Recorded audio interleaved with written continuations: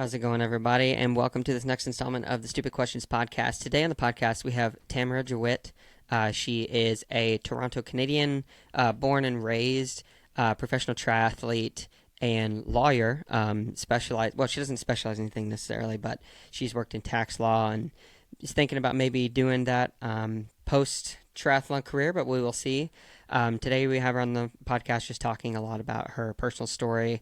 And she has a really interesting one about how she got into triathlon where it wasn't necessarily a planned or even premeditated thing, but it just kind of happened, where she had some really good talent and kept going on. So I won't try to spoil too much, but I hope you enjoyed this podcast. So without further ado, Tamara Jewett. Awesome. Sweet, sweet, sweet. Yeah, so you just got to Michigan. You're going to be racing here soon, right? Yeah, on Sunday. Nice. How you feeling? Good. Yeah. I think excited to race. I was pretty tired right after Worlds, so it's just been a bit of a process getting back into race mode kind of quickly again. But Yeah, nice too to have the opportunity, and then there's a bit less on the schedule for the rest of the fall. So yeah. wanted to fit. I'm doing Augusta as well the weekend after this, so just wanted to fit those two in September. Nice. I'm curious, and then we'll kind of get into the podcast traditional format. But for you, whenever you're doing like a back-to-back, week-to-week race, do you typically take the majority of the week off, or just like super easy, or like because you don't have a ton to build? Like, what do you do during that time? Yeah, I've only done it once before. So in 2021, I did like Worlds in St. George were the week before Augusta, and I flew from St. George to Augusta and raced that back to back, and it worked really well. I kind of do little sharpening efforts. So Mm-hmm. I don't do any longer training sessions, and it's more like easing back into each sport and just getting in like short little bursts of Yeah. higher intensity stuff. So like I actually have found that easier than like often I'll have races where there's a weekend in between, and that I actually find it a little awkward where you're like recovering, but then you have to train a little bit and then you Mm-hmm. have to taper a little bit, Yeah, and sure. it's almost easier when they're like close together. You just kind of like recover a little bit of sharpening and go again. Yeah, for sure. What's like the longest effort you'll do for the sharpening? Like 30 seconds to a minute type stuff, or? uh for running, I think like up to 2 minute intervals, and for cycling it's a little different, but maybe like 8 minutes or something like that, like some 8 minute relaxed repeats, and Okay, then some cool. like shorter 3 minute harder efforts or something like that. Yeah, cool. Well, awesome. Tamara, thank you so much for jumping on the podcast. The way that I like to typically start these things is just to ask the guest, who is, in your case, Tamara, if you were to introduce yourself to someone who they have no idea of your prior background or who you are, how would you do that? Like, do you want me to do the introduction? I guess. Yeah. Okay. Okay. Yeah, somewhat like Um, that. yeah. So I am Tamara. I am a Canadian pro long course triathlete. I uh, used to be a track and field runner, and that went sometimes well, but Mm, I guess big picture badly in terms of not achieving my my actual goals in that sport, and dealing with a lot of injuries, which mm, is sort of what eventually led to me shifting into triathlon and having kind of an unexpected renaissance of my athletic career. sure. Um, Outside of that, I did was focused on starting a career as a lawyer, Mm-hmm. which I was balancing with triathlon for a while. Thought that that was going to be my main focus for these past few years, and um, triathlon has kind of taken over my life. So Yeah. I've been full time triathlon actually since last November. Um, uh, yeah, which is sort of a new journey that I'm discovering. I didn't really set out to be focused on sports full time in that Yeah. way, even though they've always been a big part of my life. Yeah, for sure. Well, great introduction. I've got lots of notes to kind of cover several of those big points, but where are you from? I'm from Toronto in Canada. Were you born and raised there? Yeah, yeah, and I've lived there for most of my life. I went to the University of Toronto for both undergrad and law school, so stayed in Okay, the city. I'm living a little bit outside of Toronto right now, but still nice. nearby. Did you always want to go to be a lawyer, or was that something that you found as you got older? Uh, it was something that was always a little bit on my radar. Both of my parents are lawyers. But I think through undergrad, I was kind of looking to do something different just for the sake Sure. of doing something different. And then I realized that I was actually really interested in law and law school. And once I was in law school, it felt like a really natural fit. I really, really enjoyed it and was really Yeah. happy there. Um, I, in undergrad, was studying sort of history and literature and philosophy, and I loved that, but I got frustrated with constantly asking questions that you never had to actually Hmm. answer. And I find in law, you get to do a lot of the same thinking, but you're dealing with really concrete situations where Yeah. even if you're not coming up with a perfect answer, you have to come to some conclusion to like at Sure. least provisionally for each situation you're dealing with. Sure. Would you consider yourself a pretty logical person then? Um, I think I'm a good critical thinker. I don't think that I always approach everything 100% focused on logic. Like sometimes Sure. I feel like I feel my way through situations a Sure. little bit, but I really like in law a lot of the education is at looking at situations from a lot of different viewpoints Hmm. and um, trying to see different angles on a problem, and I really enjoyed that part of it. Yeah, that's really fascinating. So I'm curious, growing up as a kid, what kind of kid were you? Were you high energy, or you said you studied some literature and philosophy. Were you a deep thinker sitting over there just kind of writing stuff out, Um, or? I think maybe kind of a mix. Sure. I um, have always like my family's always been active, but not necessarily really like sporty. Yeah. So um, my mom did a lot of horseback riding. My parents have always loved skiing. I feel like we were out doing a lot of like active activities. Mm-hmm. Um, but my sister was really the one who was always into like more traditional sports and really good at them. And I had some periods of my life where I was kind of like, in phys ed, I wanted to be sitting in a corner reading a book if I could get away with Yeah. it. But at the same time that I was kind of doing that, I also really enjoyed. Very, very briefly, I was on my school's swim team, although I never did really Okay. like formal competitive swimming, but I had fun with that. And then I got very involved with running gradually once I started doing that. Yeah, for sure. And how old were you at that point? And like, was that just like it's a big swing because you go from I want to be a lawyer, and I'm not sure exactly where the timeline goes, but then you're more sports focused, and you're like, oh, maybe one day I could be an Olympian. Like, how did that all come about? Kind of evolved at the same time. Yeah. With running, like I started running at the end of elementary school, Okay. partly to just, you got like prizes for participating in school activities. And so I was focused on like collecting these points to get these prizes. And so I went out for track and to my surprise, was very good at it right Mm-hmm. away and kind of got pulled into it. Oh, that's Um, awesome. because of that. And then I got more serious about it partway through grade 8, I guess. I joined a junior development program that the University of Toronto has and Yeah. gradually got more serious about track. Um, at first thinking like, oh, maybe if things go really well, I might make the university team. But then by the end of high school, I had actually qualified for some Canadian junior teams. So it was just going a lot better than I had Yeah. imagined it would.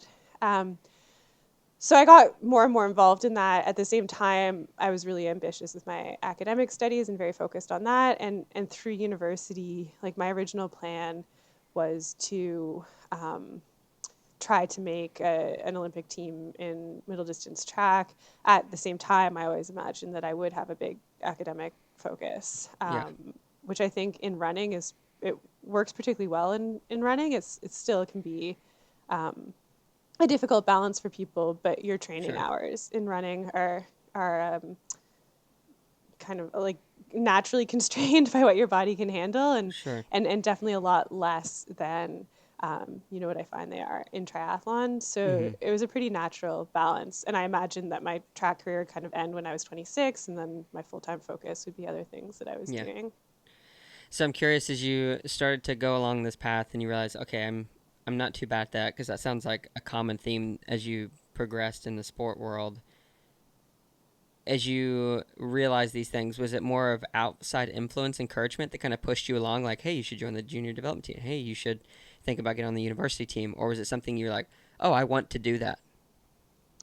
It was definitely a mix. And Mm-hmm. one thing that I think about a little bit that um, is sort of, I don't really know why. It's sort of like, oh, I noticed that this thing has happened and what the decisions I'm making, but I'm not 100% sure why I'm making those decisions. Is with one thing I've really encountered in sports is kind of starting out really trying to be a perfectionist, hitting a lot of setbacks, but being willing to like push through those and keep going. Mm-hmm. And I think a contrast in my life to that is I used to love artwork and like drawing, and that was something else that when I was like very young, I imagined I might pursue a lot more.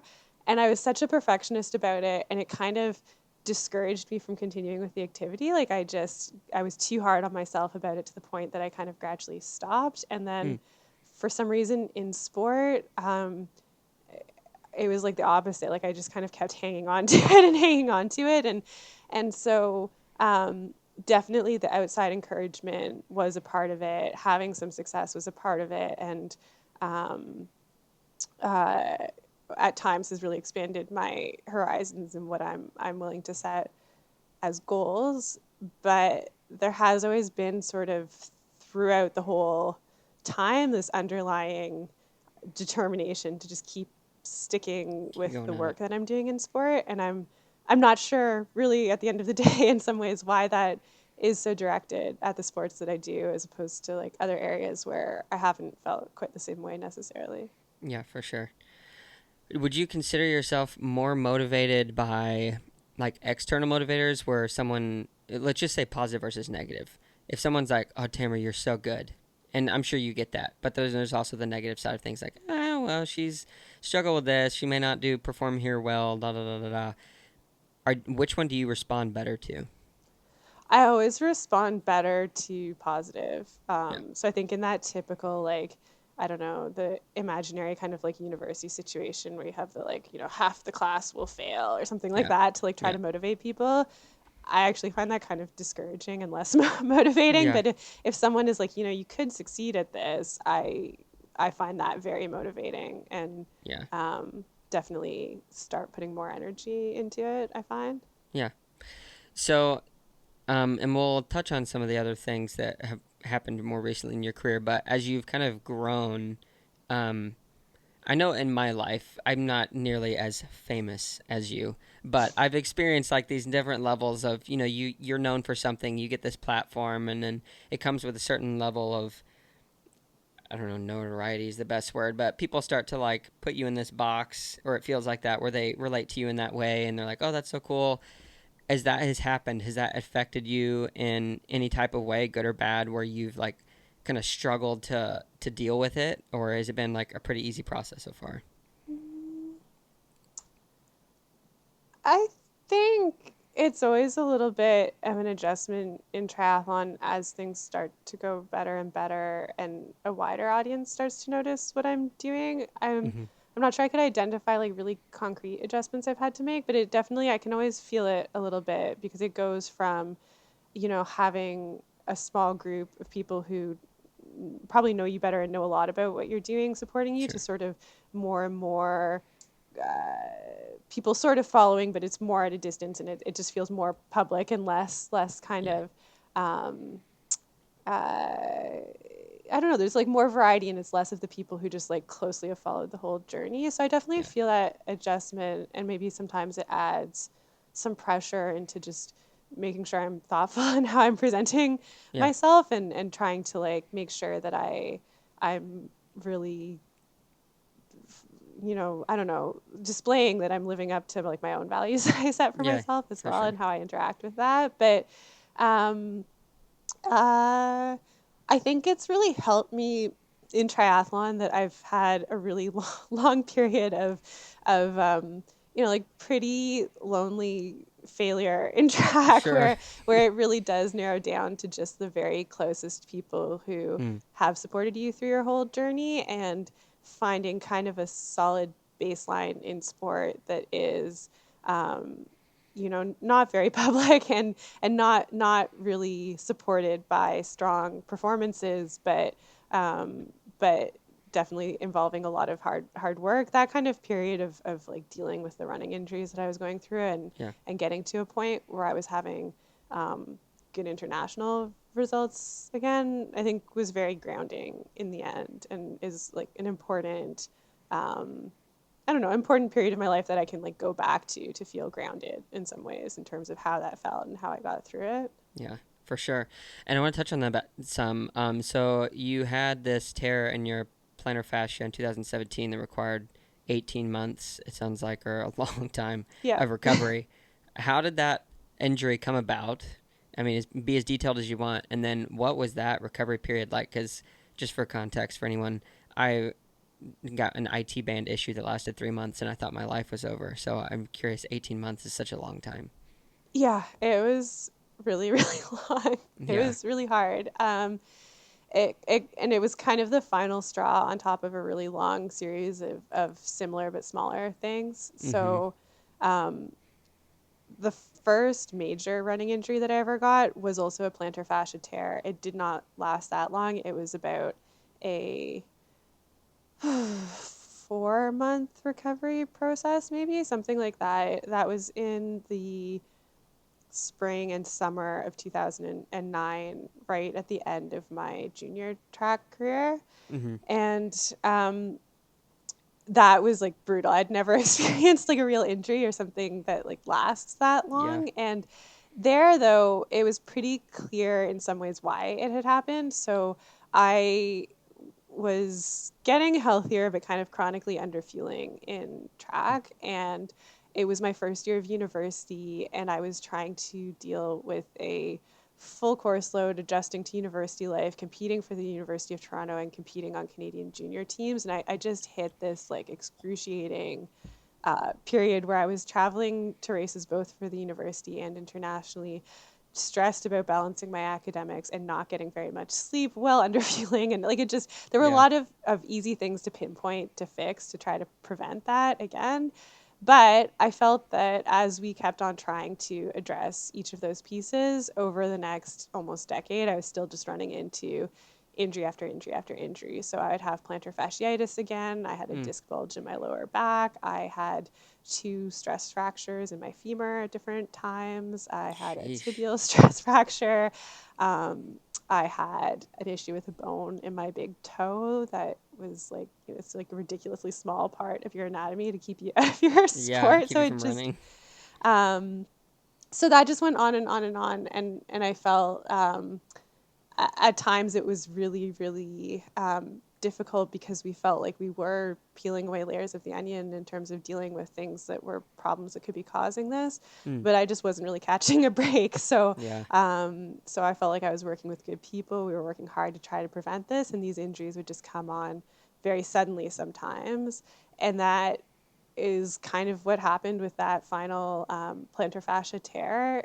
It was a very bad tear because it was at the insertion point where which I guess my understanding was that that just made it harder for it to heal. The plantar fascia is has a low blood supply to begin with, and it got into a Takes a long state time. where there wasn't very much inflammation around the injury, and it just wasn't really trying to heal itself very well. So, um, but it started. I had had kind of an unlucky injury leading into the summer of 2016 where I rolled over on my ankle, Mm. and it wasn't a bad sprain, but we eventually realized, cracked my fibula. Oh my So, goodness. an injury that seemed like a minor ankle sprain that we were puzzled that it wasn't healing faster. It turned out eventually it was like a bone injury. I had to give it more time to heal. And in doing all of this, I decided that summer to take a bit of a break from track, and I did a law internship in Johannesburg in South Africa. So I was there mostly rehabbing this bone injury and then started to ramp up my running again. And um, thought we were doing that carefully. And then just on one of my runs there, Snap. intense pain in my plantar fascia kind of out of nowhere. Mm. And in the past, like in 2009, Tamara, many years earlier, I would have just kept running right through it.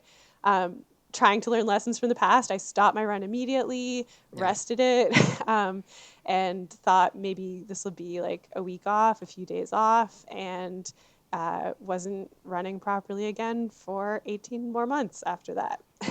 Sheesh. Wow. So what? Because you said it was having poor blood supply before. was this happening again? And like, did you do dry needling? Like, how do you even fix something like that? Or is it literally just stay off your feet? My feeling about that one was that at the end of the day, it was just rest. It was Yeah. just giving it a lot of time to heal, and that um, at times we weren't sure whether it would really heal to the point that I could do a lot of running on it again. So it was a really, I don't know, I felt really grateful for my body, or like it felt like a really confidence building for me in terms of how your body can heal itself. That it Wow. just took much longer than what I would have imagined Mm-hmm. for like a healing timeline, but that it did heal. We were trying some different things. We tried like a PRP injection. I don't feel confident that that helped it. Maybe it helped promote some healing. Maybe it didn't. But What is PRP for those who don't know? uh, Because I do not. it's like they take like um, it's like a plat platelet. Plasma. I don't know. I'm bad at the science of this kind of stuff, but they basically like take some of your blood and like increase the number of blood platelets in it, and then like Okay. re-inject it. It's basically trying to like um, get like my understanding is that it's basically Yeah. trying to concentrate parts of your blood that helped heal injuries into where the injury is, and try to promote your and support your body's healing response in a Yeah. specific area. Yeah. It's pretty. Platelet rich plasma injection, I think. Yeah, I just Googled it. So, platelet-rich and plasma injection, orthopedic therapy that uses patients' platelets to accelerate the healing of damaged joints, ligaments, tendons, and muscles. So, it contains proteins within the plasma that help your blood clot as well as support cell growth. I was Yeah. thinking it was something like stem cells for something, but I mean, I know nothing. No. So, yeah. Yeah, no. And we were looking at, I think there are also like certain types of injections, like, oh, I forget what it was called. There was another thing we were going to look at where it's sort of like re injuring the area to try to promote more of Yeah. a healing response. We were doing lots of like more basic things like ultrasound and stuff like that. But Mm-hmm. I just, at the end of the day, I really feel like rest was the final solution for that one. Yeah. Rest does a world of difference, but yeah, 18 months is like, oh my goodness. Were you depressed during that time? Um, I don't think I was like I actually have at other in adjusting to um, university and that sort of really busy year I described in 2009. At the end of Mm-hmm. that, I was actually clinically depressed for a while and had to deal with it. I don't think I was in the same um, state in terms of how long it lasted during that period of time. I had sort Sure. of much better tools to deal with how I was feeling, but there were certainly long periods of time where I was feeling very upset about it. And that's part of why I started sort of the path into triathlon. I realized that I needed other active things to Yeah. um, that were engaging, but on their own right. Like Sure. when I started dealing with some of the earlier injuries in running, like the most common cross training for runners was pool running, and I did tons and tons of pool running. But at a certain point, you can't just, there are no pool running competitions. No one Yeah. is like, improving their pool Maybe we should running to start a one. purpose other than staying fit. And so Mm-hmm. I started to get into swimming and cycling because they would keep me fit for running, or if I couldn't run again, they were going to be something that I could get Yeah. engaged with. And they connected me to a community of people who actually cared about like swimming gains and cycling gains, and there were competitions. And so I really latched onto that as Yeah. something to help me get through it. Yeah, so that's good. So you could, because of the stability of the cycling shoe, I imagine, that enabled you to be able to ride. Yeah, cycling put a bit of pressure on it, but not to a point where it wasn't worth that kind of Yeah. trade off of like the physical and mental benefits Yeah, of you don't have all cycling. that leverage from the foot. Super interesting. That's really neat. So then you started to gradually swim and bike. Then you made this transition. What was that transition like? And I talked a little bit about identity earlier, I think, but with you being a law student, future law practicing lawyer, and then track and field, you're making that switch. That's sport is the two sports isn't like a massive identity change, but was there a change in like how you dealt with things? Was it difficult? Like, oh, I guess I want to go try a triathlon, or how did that all come about? Um, so uh, it had started to some degree before that because I'd started swimming a little bit with like a recreational triathlon club at my university. So suddenly I was surrounded by people who were really like interested in age group triathlon. And I Mm-hmm. actually met my current husband through that club, and he was interested at that time in doing Yeah. age group triathlon. So I was kind of supporting him in those. And it kind of started out as like, oh, it'd be fun to participate in this as well. And then once I could run, um, my coach Suzanne, who was doing the swim bike program for me and who's still my triathlon coach now, really wanted me to try Yeah. triathlon. So she really pushed that. And initially, I kind of thought of it as really where I want to get back to is running, but this will force me to take that slowly so that I don't build up my running too quickly.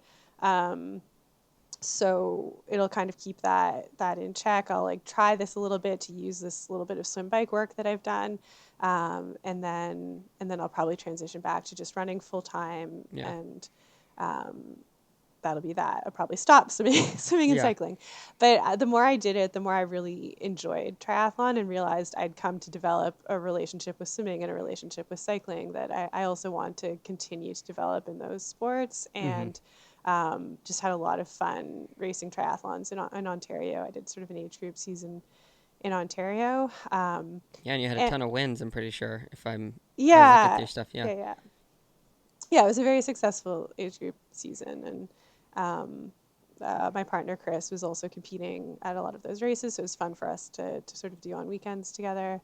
And at that point, still very much balanced around my law career as well. Yeah. Do you think that after the triathlon season has ended when you're 50, or professionally, do you think you'll ever go back to practicing law? That's still my plan Yeah. now, but I have it's yeah, I really enjoyed being a lawyer, and it has always been my plan to go back. I think my plan in terms of how big a part of my life triathlon was supposed to be has changed so much over the past few years that I've stopped trying to make sort of 5 year at a time Yeah. plans. It's sort of like 1 or 2 year at a time Yeah, it'd be pretty plans right difficult. now. So What type of law did you study and practice? Um, so type of law that I studied was quite a big mix of different areas of law. You don't have to do um, a really specific focus or anything in law school. I articled at Torrey's, which is a major corporate firm in Toronto, and articling there also is broad. You do a mix of litigation and solicitor work. So solicitor work is more like working on clients and stuff. Or sorry, working on contracts and stuff. Sure. Um, you're not speaking in court. A litigator is dealing with like cases in Yeah. court. So I did a bit of a mix of both articling, but partway through articling focused on tax law, and Ugh. uh, Sounds which tough. is better than it sounds. So tax law was partly interest and partly pragmatic in that um, it is very thought intensive more than time intensive. So I found the schedule a little bit easier to balance around my training. And it also is an area where, as a very junior lawyer, you get to do legal research Okay, cool. and sort of substantive legal work right away. Whereas if you're a general corporate lawyer, there's a long period of time at the front Sure. of it where you're doing a lot of like entering names and numbers into contracts. Sounds fun. So I just found tax law it gave me a bit more freedom early Sure. on to balance my life the way that I wanted to. And I think the more you get into it, it's more interesting than I think it seems at first. It's deals with sort of a lot of different areas of economic activity because a Yeah, lot for of sure. different stuff is taxed. And as a lawyer, you're dealing with categories and concepts more than numbers. So it's not like you're a tax accountant, which I think I would be not as good at. Yeah. So it was a good fit for what I needed at that time.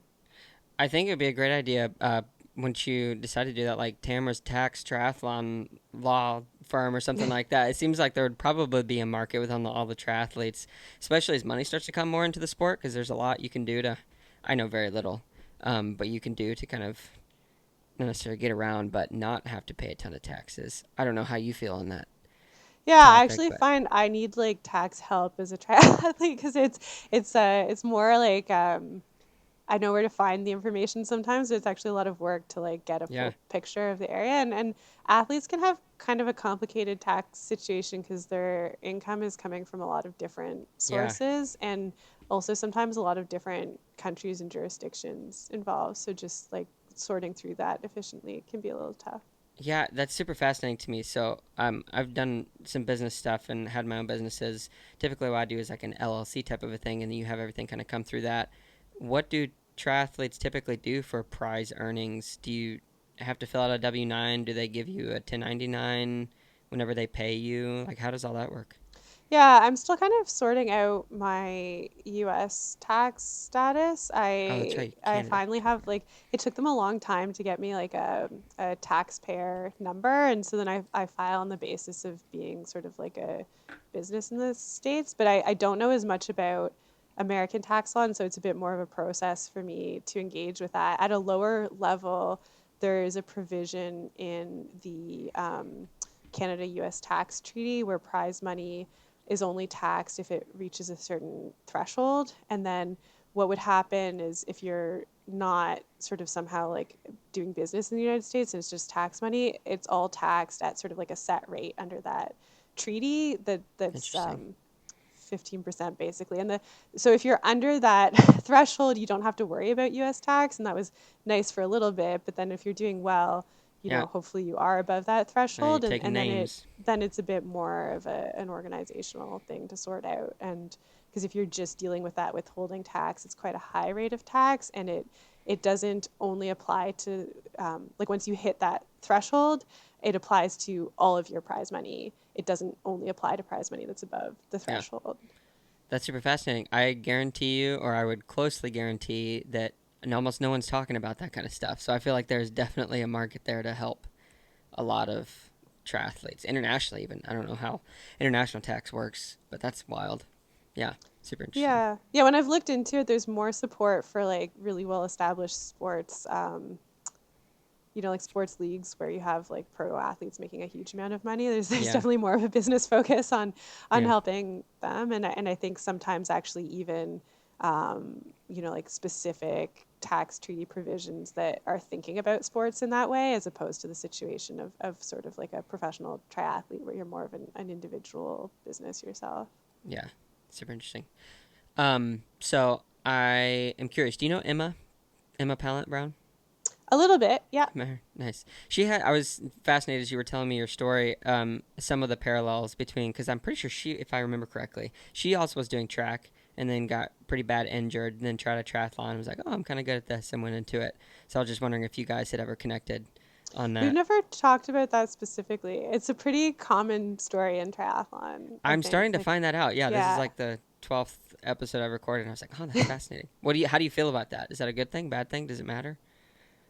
I'm not sure that it matters. It's interesting hearing from other people with like similar situations. Like I think Chelsea Sodaro is someone who also has some similar experiences with her track career, and I remember listening to an interview with her just after Kona where that part of it resonated a lot and was kind of interesting Yeah, to hear. I think it definitely I mean, I just love triathlon and I wish that I had kind of embraced it sooner in some ways, but it also sure. just maybe speaks to um, ways that coaches in the track and field world need to, like continue to try to develop better strategies for helping athletes Yeah, for sure. deal with injuries and not have their careers destroyed Yeah, for by sure. injuries for because it's a common experience in that sport.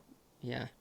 Yeah, it's always sad to see, and no matter the sport, how athletes can sometimes be thrown by the wayside because it's like you're used damaged goods. It's like, oh, well, tough times. Next, I think of like Formula One drivers or, I mean, triathlon, NFL players. It really doesn't matter. Yeah, that is a problem. But it's interesting. Triathlon's so young. I mean, relatively. Like my uncle started it, when he was in the '80s when it was brand new. So it's not super old. It seems like there's still a really strong community, almost a religious feel around everything. So I hope that that kind of stuff happens. Have you thought about starting any type of foundations or anything to kind of address some of those issues you're talking about? Um, I think right now my focus is sort of on trying to live the attitudes that I think would have helped me in sport as a younger athlete. And I Sure. kind of feel like the more that I can be successful trying to do sport the way that I think is healthy and would have served me well when I was younger, that it becomes an example that I can use to kind of try to promote some of those views. So I think right now, trying to be as successful as I can in the way that I think that it's good to approach sport is a big Sure. goal, and then to have that hopefully as fuel to keep on turning it into more in the future. I in the past have helped as a volunteer coach with the U of T junior development program that I used to be a part of, and Oh, cool. I'm not as directly involved in it right now. But my run coach and my sister's partner Ethan, who ran at U of T with me as well, is coaches in that program and also coaches high school track in Toronto, and I know he feels very strongly about sort of healthier approaches to run training as well. So we talk a lot about that, and I like that he's definitely like very directly promoting that now in his Yeah. influence as a coach. Yeah. That's awesome. So, I think that if I read correctly after scouring the internet, your record for a run split off the bike in a 70.3 is basically 72.99 minutes or 73 minutes, so an hour and 13 minutes, which for those who aren't aware, that is very fast. I couldn't even do that just alone without swimming and biking first. What is your secret to running fast off the bike? I don't know.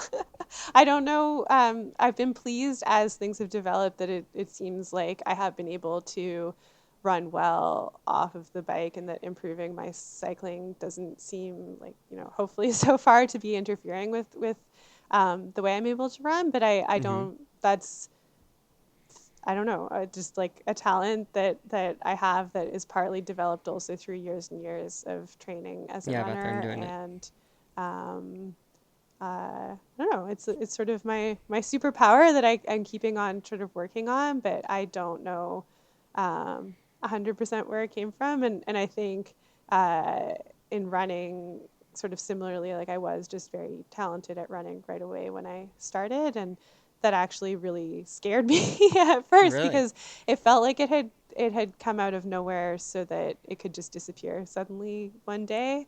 Oh, wow. I Interesting. think that the whole series of injuries and having to like be out of running shape and get back into running shape and having setbacks makes me feel a lot more confident in it than Yeah. I used to. So I feel more confident now that, Mm, whether one day goes well with running or yeah. not, I do have something there that I can tap into that will serve me well, and just help me run times Sure. like that. Yeah.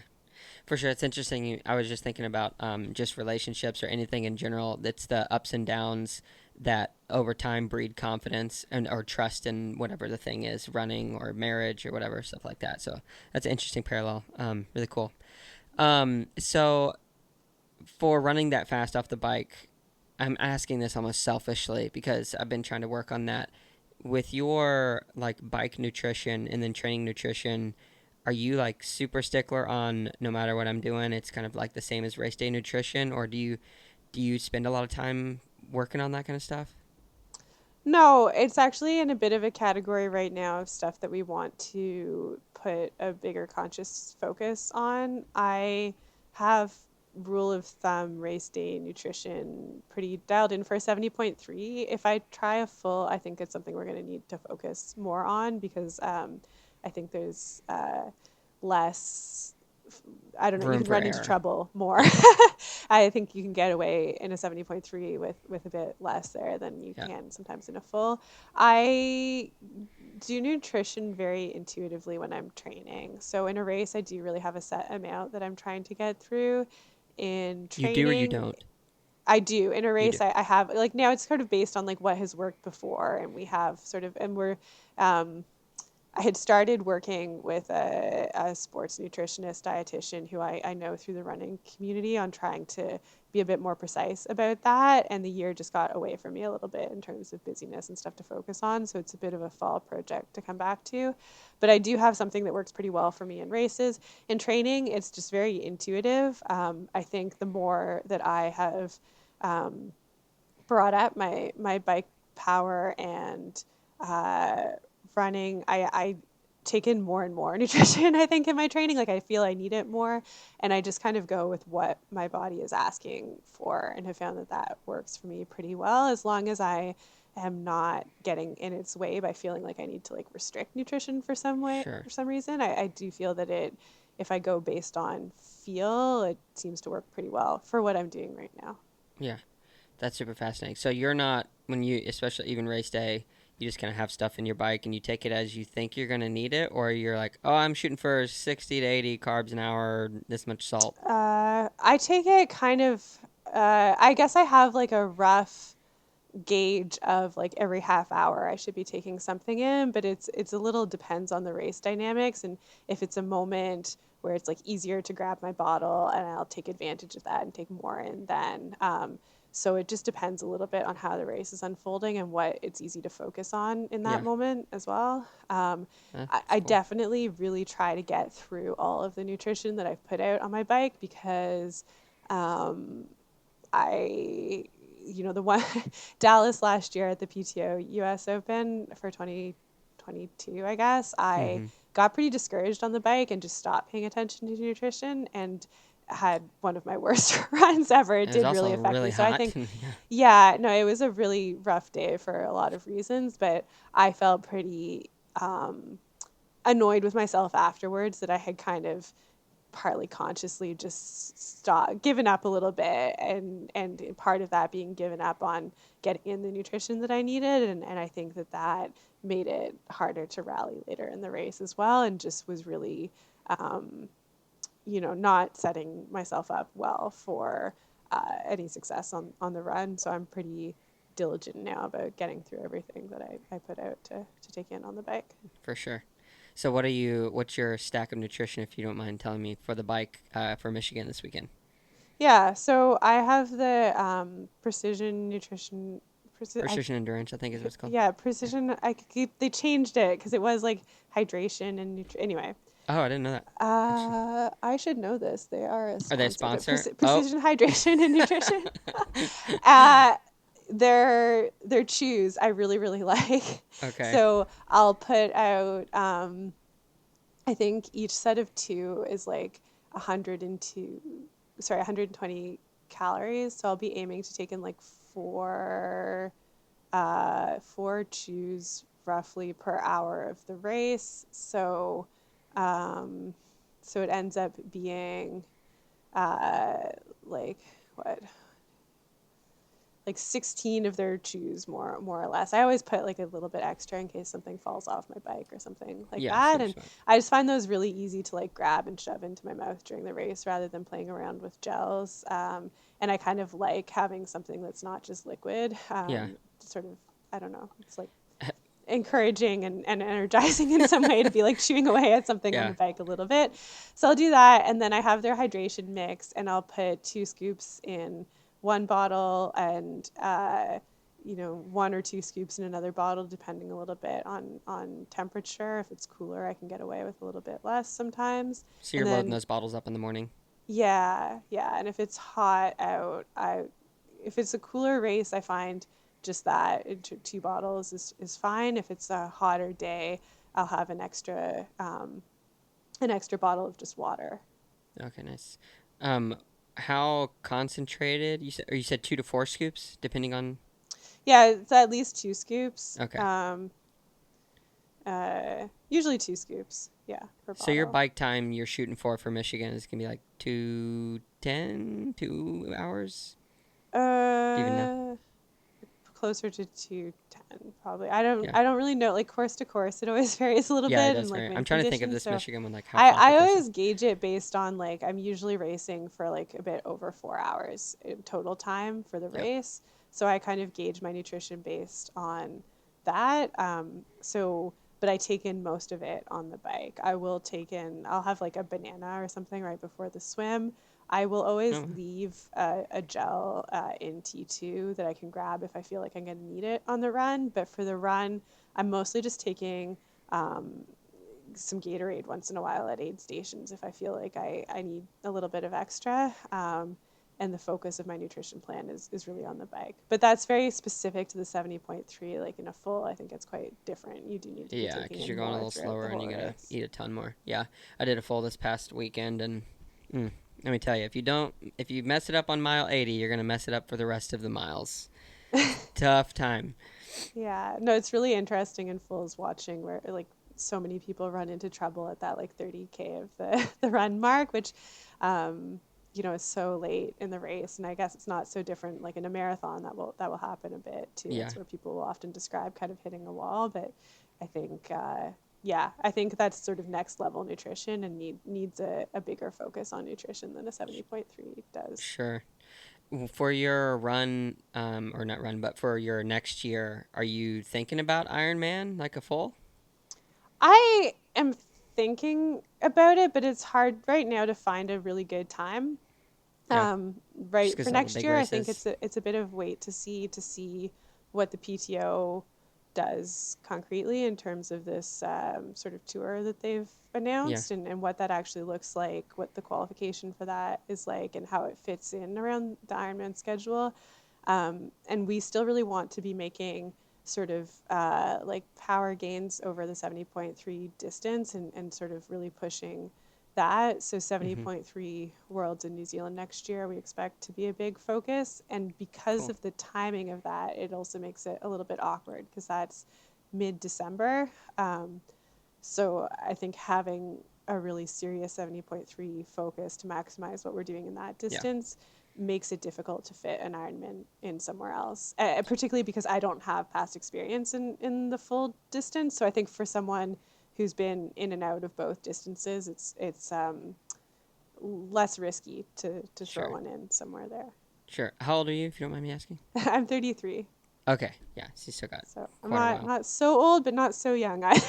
Well, I mean, hey, you got Jan and people that are racing these things at like 40 and 42. It's like, that makes me feel really good. When I first got into the sport at like 27, I was like, oh, I don't know. But then I saw these guys and how old they are. I was like, oh, I'm not going to peak until I'm 50. That's clearly how it's going to happen. Yeah, no, it's definitely nice to see people having success all through their careers, and I think Yeah. it was a really nice change from I think it's changing a little bit in running as well, but certainly when I was running like in middle distance track, it was well, after you're 26, everything is downhill from there. So it was Yeah. kind of nice to then, like, I don't know, feel young again starting a sport where that Yeah. wasn't considered to be the case. Yeah, yeah, for sure. And I think because the technology, not even just the technology, but the overall education has come so far. On a previous episode, I had Scott Tinley on, who is like, one of the very first ever Ironman guys, and he was telling stories about how when he showed up to these first Ironman races, guys were taking a glass jar of peanut butter and with wire hooking it onto the front of their bike, and they're like dipping their hands and eating peanut butter, like it's just that kind of stuff. Like they had to go through that before, now we have precision hydration and sweat tests and all these different things that you're doing, glucose monitors, lactate testing.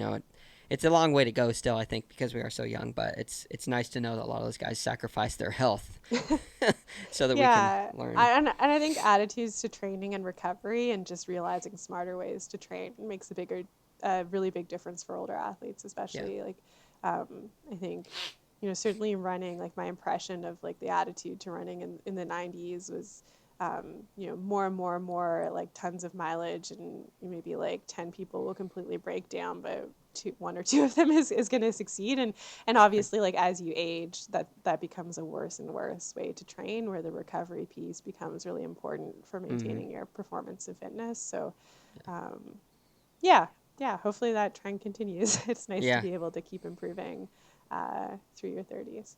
Yeah, for sure. So do you think that because we talked about your ability for running just was kind of instant, you noticed it.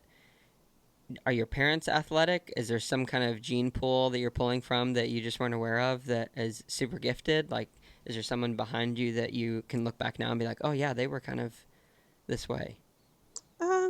My cousins were very involved in sport. My parents are very active, but were Mm-hmm. never very focused on sports. Other than my mom doing sort of um, equestrian sport and kind of like I guess like the equivalent of like age group equestrian sport Yeah. kind of.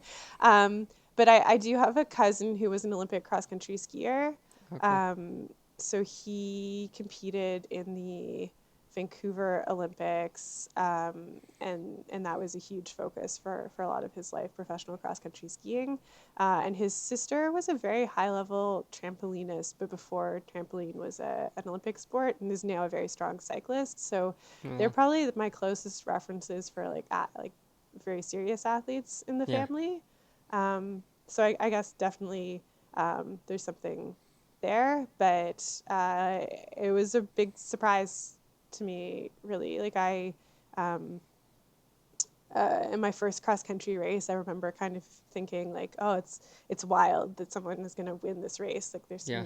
there's so many kids here, it seems to me, and it was a race where they ran the sort of boys and girls race together, and so I didn't really know where I was in the girls race, and it turned out at the end that I had won it, and I was just completely shocked. That's awesome. Um, so um, yeah, yeah, I don't know.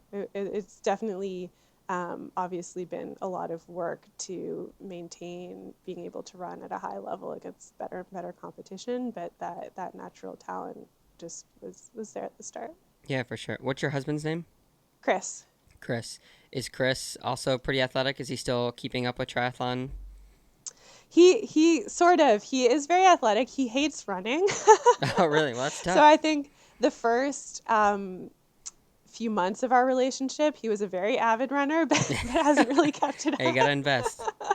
um, but yeah, he did actually the 5150 at Tremblant this past year, so that was kind of fun. He was getting back into it a little bit more, and he's an engineer. He went through a period of being very very busy, working and finishing his PhD at the same time. So he Oh, had wow. Yeah. fallen out of triathlon a lot during that, and this year he's had a bit more time to do more training. Yeah. He really loves mountain biking and sort of any kind of cycling, so he's been doing a lot of that. But Yeah. it's I always feel a little sorry for him in some ways because I think like most of the population would think that he's extremely athletic and just be so impressed at what he fits in. But he's married to me, and I'm just not Yeah. not like my standard for what a lot of training is and what a Sure. lot of fitness is like not the average population. Yeah. But yeah, I think I really enjoy like he loves sports at sort of like recreational and not professional level, and I think that's a really nice balance for me where he really finds a lot of like the fun and joy in the sports that we do, um, in a way that yeah kind of keeps that balance in my life in a really nice way that I appreciate. Yeah. It takes two for sure. How did you guys meet?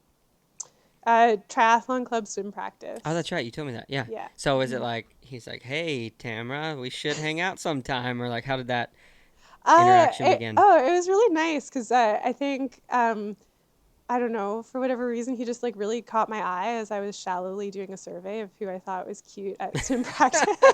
Nice. And the feeling was kind of mutual. So we just kind of gradually started talking more and more. And it was really, really easy to find opportunities to talk to each other because we were Yeah. both trying to do the same thing. So yeah, it was really nice. Yeah. How long have you guys been married? We've been married for just over a year, but we've been together for almost 10 years now. Okay, well, so do you feel like you're getting old married couple status then because you've reached the 10-year mark? Um, I don't know. I guess technically not old married couple status, but I think like our relationship feels more and more mature Sure. in a way that's nice. Like I think um, you just get to know someone really really well when you've Yeah. been with them for 10 years, and yeah, I think kind of similar to what we were saying. Like sometimes the ups and downs together really deepen that relationship. Yeah, for sure. That's awesome.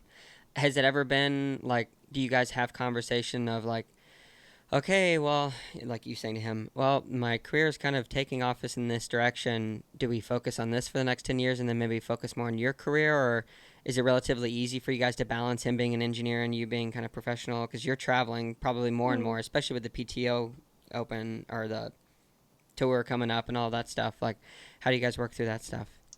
It's definitely been an adjustment and kind of an evolving situation because it's I guess for me it's basically like going through a major career change. Like both of our assumption was that triathlon would be a pretty short term Yeah. focus at the level that I was trying to do it, and then that I would mostly be a lawyer.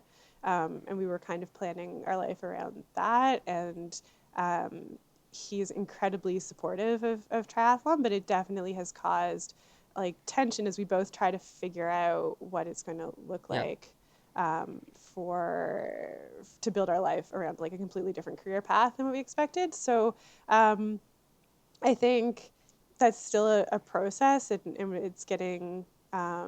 I think one thing we ran into was kind of at first when it was short term, he was really trying to be at a lot of races, but of course, the more and more that I'm traveling all the time to races, it's just not possible. And so being clear with each other about like what our expectations are Yeah. around how much he's able to be present has been a big thing. And I Mm. think for next year we really have like set aside time to sit down and like plan how that's going to work and how that's going to work with like also wanting holiday time together that's really holiday time, not Yeah. like going to a race is kind of like a work trip for me. And yeah, he's still kind of starting his career and also like trying to explore what he wants out of it. So Sure.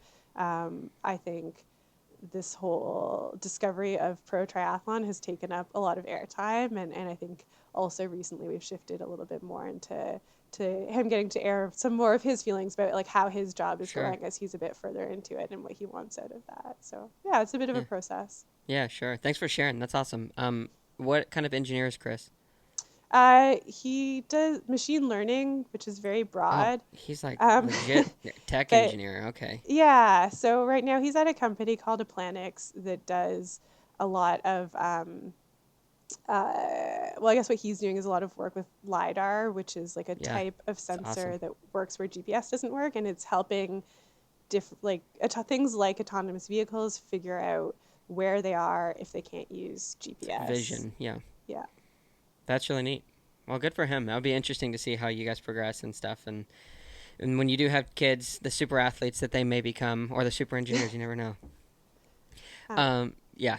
So RTS, Real Tri Squad, is that what it stands for? Real Triathlon Squad. yes, Okay. it does. I one second, I just noticed my computer, which I thought was plugged in, is running low on batteries, so I'm just going to make sure that it is actually plugged in so that we don't suddenly lose this Oh conversation. yeah, I'm no, so you're totally sorry. fine. One No, you're one fine. moment. Yeah, Okay. no, no stress.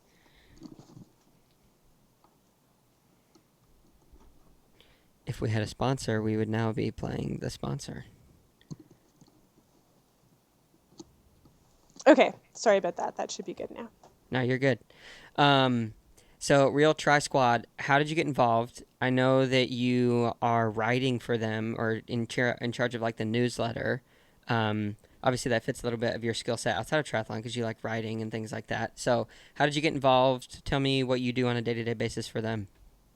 Yeah. So I think my involvement with Real Tri Squad kind of started out in a bit of a funny way because they rejected me in their first Oh, are you year. serious? And yeah, so I think it Tough. started out with like obviously Nick and Jackson and Garrett kind of started the whole thing. And when they were really trying to launch it as more of a team, um, Jackson for a while, who I had ended up interacting with a bit more during the pandemic through some local Ontario racing that the Mm-hmm. triathlon community kind of rallied to create, kept messaging me asking if I was interested and that maybe they were setting up this thing. And I was sort of like, yeah, I think I might be interested in that. And then um, my understanding from Jackson, but who knows the whole story, is that Nick Chase like vetoed that and felt that I didn't have enough of a social media presence to be a good Oh, contributor come to their on, team. man. So, so that kind of dropped, and then I guess the next year they had two women leave the team just for different reasons, like leaving the sport or wanting to focus on a different team. And so they were looking for female team members again. And Jackson reached out again. um, That's and funny. I was kind of looking for like more of a community in the sport. And I kind of swallowed my pride and was like, you know what? I will give it a try. I'm a little skeptical of this group that has rejected me, but Yeah. sure. Did you give him some pushback when you got there? Like, oh, hey, thanks. Why'd you reject me the first time? I do tease them. I mean, I tease them about it a little bit, and particularly Good. like I've been kind of like open. I don't Yeah. know, kind of teasing about it in like podcasts too. But yeah, I think I give Nick the hardest time about it, and I've gotten to know them a lot better since then, and particularly like I think Nick and I were able to work really well together at the training camp that we did this year. And so I think Yep. that team is like really gelling in a really nice way. And, I'm really enjoying being part of it now. So, Good. That's awesome. um, so yeah, so that was kind of the start, and it's sort of gradually developed. I think this year is our sort of most cohesive feeling and organized year, and adding Mark and Nicole as team members, they've both been really great contributors in their first year, and I think it's become a really fun group to work with, and we have more of an age group component now that we keep trying to build, and so a big part of my role with that is writing a newsletter where I'm trying to highlight both our pros and some of our age group athletes, and building a bit more interaction around that. And just trying to keep a blog post going on our website as well, which different members will contribute to. Just as kind of like a slower form, longer Yeah. type of media to interact with. For not everyone is interested in that, but I think for people who are, it's just one way to keep getting to know us a bit better as well, and get some of our insights into different aspects of triathlon. How big is the RTS group across, if you can segment them, like professional athletes, maybe elite development or whatever, and then age group? Um, I don't know exactly what our age group following is right now. Our team manager, Adam, who came on this year, would have better sense of real numbers for that. Our core pro squad at the moment is, I guess there are 8 of us. So on the women's side, it's me, Leslie Smith, Lisa Bacheris, who's been doing more kind of like Mm-hmm. Xterra racing this year, Yep. and Nicole Filcaro. And then for the men, we have Mark, Jackson, Nick, and Garrick. And then we have some, development athletes. The main, on the women's side, Rachel Mensch is sort of our main development athlete right now. And I met Cool. her at our training camp, and she's actually also racing in Michigan this weekend. That's awesome. So to switch gears a little bit, well, actually, one more question. How often do you write the newsletter yourself? It's once a month. Yeah. Okay, so just once a month. Nice. What kind of preparation goes into that? Like, are you trying to? Is there a format you use, or you're like pulling in pieces of information, or is it community fed content? I haven't read it yet. I probably should. Oh, So you should read it. Yes.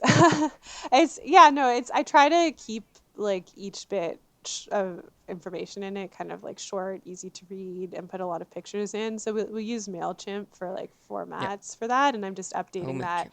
Mailchimp. Um, I have an email address that I keep trying to encourage members of our age group squad to send information in about the races that they're doing.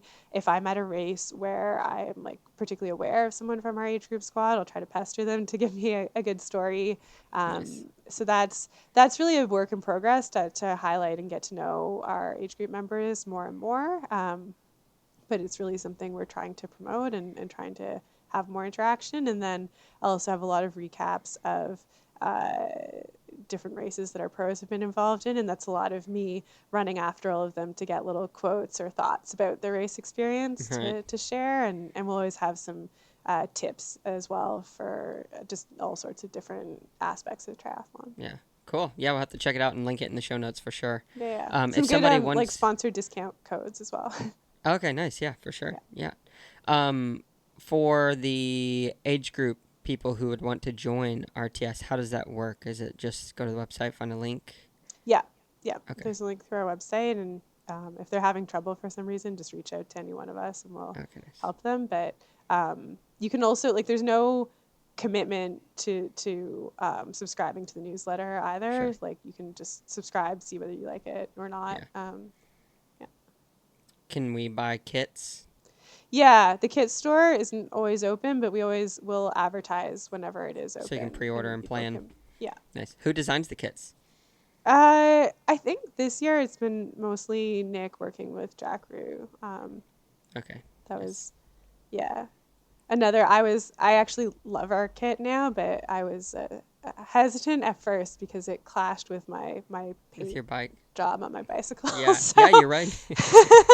so I had to switch my bike colors a little bit, but I think it looks good. And I like this year they've added Like for our Canadian athletes, we have a little maple leaf, and for the Cool. Americans, they have a little star with the American flag. So I think that's kind of a fun touch this year as well. Yeah, that's really neat. And you're riding for Trek now, right? Yeah, yeah. Through the Ontario stores, basically, like it's a store sponsorship in Ontario. I have a good Okay, relationship with the regional manager there. nice. That's awesome. So Mhm. they will paint you custom jobs then for like the big races. Is that how that works? No, I'm not quite there with my relationship with them. I'm not sponsored by their like racing shop. It's sort of Sure. through stores in Ontario. So they help me out a lot taking care of my bike Yeah. and helping make sure that I have bikes to ride. But Good. that's sort of where it's at right now. Yeah. That's awesome. Well, good for you. So how you feeling for Michigan then? Good. Yeah. Kind of easing into the location, I guess. I always like to have a few days here to get to see the course a little bit. And it's looking like it'll be a little chilly. Yeah. The water is not excruciatingly cold, but a bit cold. And 60s or what? yeah, yeah, I think it's like 67 Fahrenheit, which I Okay. can't easily translate into Celsius. I find it hard to go back and forth, but I know that it's like I don't know, that's more than I don't more than 15 degrees Celsius, I think. So like not too Yeah, don't ask me. In a bad. previous episode, someone asked me something in Celsius, and I said a wrong number by like 30 degrees. So, Well, it's annoying because it's not like this like the scale doesn't change at the same yeah. rate, so you can't just like know what parts of it are and then anyway. But I think it's like a little chilly, but not excruciatingly cold. But the air temperature it's been like this morning it was 10 degrees Celsius, which I now can't translate into Fahrenheit, but colder It's than it probably like has upper been. 40s or mid 50s, I would assume. Uh, I could Google it. That's the only way yeah, we're going to be able to do it. yeah. I would say at least somewhere in the 50s. Yeah. It's Um, chilly. but and it's just sort of a bit of a change from like we had a huge heat wave in Mm-hmm. Toronto last week. So, Mm-hmm. but I kind of like colder weather races. I find especially for the run that's a really nice temperature. So hoping that'll feel good. And it's beautiful here. I've never been to this race, but a lot of lakes and forest and Yeah. Nice and flat. yeah, yeah, some little rolling hills on the bike Yeah. course, but mostly looks relatively Yeah. flat. So a few more questions and I'll let you go. Who is coming to this race that, or if anyone, that you are like, okay, this is going to be my competition? Like, do you do that kind of a thing? Do you look at who's coming on the I start hate list and trying to scope them answer out? questions like that because I always feel like the moment that you start to identify specific people, someone's going to show up who really surprises you that you weren't, That's fair. you weren't paying enough attention to, maybe. So, and I also am never 100% sure who's going to be there until the pro meeting. Yeah. So, I saw Jackie Herring on the start list. I know she's had a bit of a rough season, but Hmm. obviously when she's on form, she's a really tough competitor and would expect her to, put together overall a good race. But yeah, we'll see. We'll find out. Yeah. Good deal. Good deal. I kind of try to go into them honestly, just um, thinking that I should expect the unexpected. Like there Sure. can always be someone you've never heard of suddenly running their way up through the field, and you have to Hmm. be prepared to respond. Yeah. I wish I could have that mindset to have enough to be like, oh, I'm gonna have to drop an extra 30 seconds per mile now. Let's make it happen. So that's really cool. It'll be interesting to watch on Sunday. I'll be following the tracker. Is it gonna be televised? Do you know? Not that I'm aware Okay. of. Okay. Oh, which actually reminds me, and if you have to go at any time, just let me know and we can cut it. Okay. Um, but I was curious with so Ironman versus PTO, and then now you have like Super League and stuff, which is a little bit different format.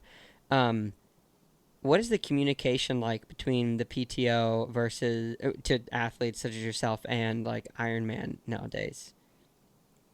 Mm, in what sense? Yeah, good question. So I'm assuming because you said like the Europe or not European, the tour is coming up with the Hmm. PTO.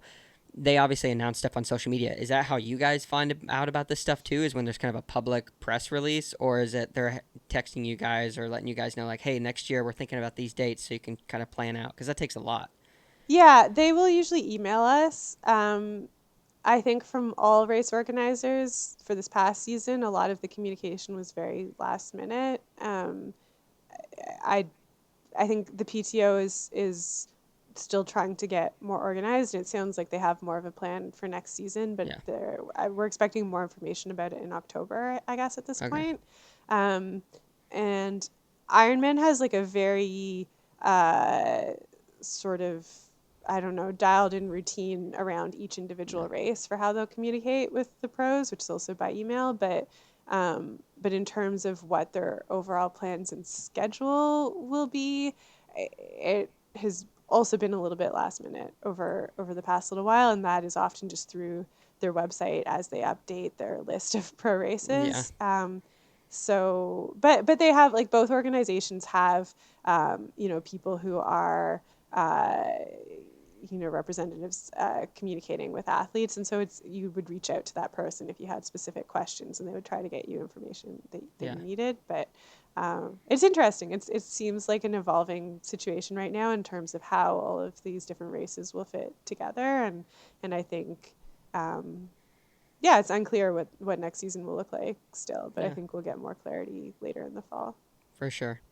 So comparing, I think the most recent PTO race you did was European Open, if I'm not mistaken. I did the U.S. Open in Oh, you did the Milwaukee US. early Okay. August. So how would you compare that race, just from a pro's perspective, to like Finland? Hmm. Um, I mean, let's see. I like some different aspects of each one. I think the way that the races are right now, I really like the courses that Ironman is able to put together. The PTO courses are so far all pretty similar, with a lot of loops on sort of smaller, boring sections of road, particularly for the bike. That's And good and I feedback. think the PTO races are really exciting in terms of the fields that they've been able to attract. Mm-hmm. And I think that um, there are parts of the atmosphere that I like, and parts of it that I don't like as much. So I think with the Ironman races, I actually really like the sort of proximity to the age group race and field. Like I know that the women don't like it when like men from the age group field are kind of catching up and interfering with their race on the bike. Like that's a Sure. frustrating part. But the overall atmosphere of having a lot of people there who are excited about triathlon, know a Yeah. bit about the sport because they participate in it, and also care about the pro race, like that's a really valuable fan base, and it's Yeah. a lot of fun to be around that. I think it really builds the atmosphere. The closest thing to that I think I felt at a PTO race was the PTO Canadian Open in Edmonton. The age Yeah. group racing that was going on felt a bit closer to the pro race there, and people were really excited about it, and there was a bit more interaction with the age group athletes. Um, so I like that aspect of Ironman, and I like the courses. The fields at the PTO have been sort of similar to what you would have at the World Championship level in the Mm-hmm. Ironman races, and that's exciting to be part of, and really good for development. Uh, but I think, yeah, I had mixed feelings after Milwaukee about the course. I think for that style of bike course, I really need to work on my bike handling, which is kind of an interesting challenge, but Yeah. Just do a not bunch of having U-turns. not having an exciting course other than the competition and things like working on turns kind of takes some of the joy that I find in the bike courses out of it right now. The swim atmosphere, though, was amazing at the U.S. Open in Milwaukee. I think they had a really Yeah, good it's pretty cool to setup for watch. their swim course. It was a great atmosphere to have so many people around it. Like the course setup was kind of nice, and um, there was a lot of energy there. So Yeah. that I thought they did really well. You feel like you benefited from that 800 meter or however long it was when you get out of the water sprint to the other side of the buoy. I don't mind that part. It was very the carpet was really slippery at that one, which is always like Yeah. the surface was a bit of a challenge, but it it's I feel like it doesn't really like add or take away necessarily for me for that part of the race, but it is exciting, I think, watching it sometimes when you get a better sense of where people are at in the Yeah. swim partway through. Sure. Yeah. Cool. Awesome. Well, I have one more question to kind of close this out. That goes, I'm trying to ask a stupid question of sorts. So, what is the stupidest thing you have ever done? That's very broad. I don't know. Should be It's more hard to specific. answer. Maybe in the future I'll ask about like a stupidest thing you've done in a race or stupidest thing you've done in a relationship or something like that. Uh, Stupidest thing I've done. Hmm. I'm It's gotta. trying to like find like something that is interesting but not like devastating either, because it's easy to come up with really boring ones like I didn't take in enough of my nutrition on the bike Sure. in Dallas. Like it's just not a very exciting answer. um, It's okay. Honesty's good.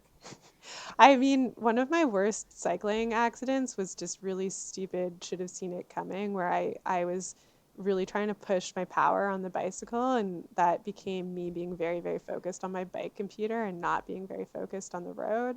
So Yep. I hit three consecutive potholes and lost Oh my. control and Bam, bam, ended up bam. breaking my collarbone. So it was kind Ouch. of horrible. It was like right before I was supposed to start as a pro, like a month before it was supposed to be my first pro race. So I had to like Nice. delay my pro season. It was very like disruptive, but it just felt like such a like typical rookie mistake of like I'm Mm. caring more about bike power than where I'm riding, and it kind of served me right. Served me right. Like Yep. luckily, I did break my collarbone, but I wasn't like I didn't. I kind of landed in a soft-ish um, shoulder of the road, luckily, so I didn't have like horrible road rash or anything. It Yeah. was like a harsh but somewhat gentle crash in the scheme of things. So Yeah. Soft that, enough yeah, to break your collarbone. yeah, I mean, but luckily I wasn't dealing with like broken Yeah. teeth or like Yeah. broken skin. But it Honestly, was a good like hard slap on the wrist kind of situation for caring too much about power numbers. yeah. No, I actually really relate because right before I did, what was it? It was like 2 or 3 weeks before Blue Ridge. We were doing a group ride and pushing like 300 some watts downhill toward a stop sign, looking at my bike power, and my friend was passing me, and I hit his back tire and went down doing 38 miles an hour. And Oh, I would rather have a broken bone, I think, than road rash. I was yeah. so much pain for like a week. I like went to sleep, was glued to the sheets, woke up, Mm, and like ripped it off. It was the worst experience ever. I was yeah. such a baby about it. You would have No, thought I was road dying. rash is horrible. It It really really is the is. worst. Yeah. Yeah. Oh, I'm sorry. Yeah, I feel like experiences like that too, it like changes the way that I watch movies a little bit when I see Oh, what, really? like I don't know, the falls that people have that don't Oh, affect them at all. I'm like, if you were hitting the pavement at that speed, like you wouldn't just yeah. bounce off Yeah, like rolling out of a that. car at That's 50 miles an yeah, hour yeah, and that yeah. You stuff. have Yeah. some broken bones there or something. Yeah, yeah, seriously. Yeah. Crazy, crazy stuff. Um, Actually, this is a stupid question. I should have asked you in the beginning. Is it pronounced Tamara or Tamara? Tamara. Okay, Tamara. Okay. Yeah. Well, cool. Yeah. Well, thank you so much for jumping on the podcast. It's been super fun getting to hear your story. Yeah, just good luck this weekend at Michigan. Do you have any other races after Michigan for the year, or are you kind of cutting it? Yeah, I'm doing 70.3 Augusta, and Oh, then that's I right. will definitely race again after that, but we're kind of still planning the rest of the season. I might only do like 70.3 Indian Wells after that, but it's still up in the air, and kind of going to see how these two races go and how I'm Yeah. feeling after them. Cool. We'll look forward to tracking you. It'll be super fun. Okay, great. Thank you so much for listening to this episode of the Stupid Questions podcast with Tamara Jewett. Super huge thank you again to Tamara for coming on and giving us a shot to be able to tell her story. Looking forward to seeing how she does in Michigan this weekend. That will actually be on the 17th, I believe, of September, so this will probably have already released. But best of luck to her. Make sure to check out the RTS Real Triathlon Squad in their newsletter, as well as the other stuff in the show notes, which I forgot what I'm going to post there. But I hope you guys have an awesome day, and we will catch you in the next one.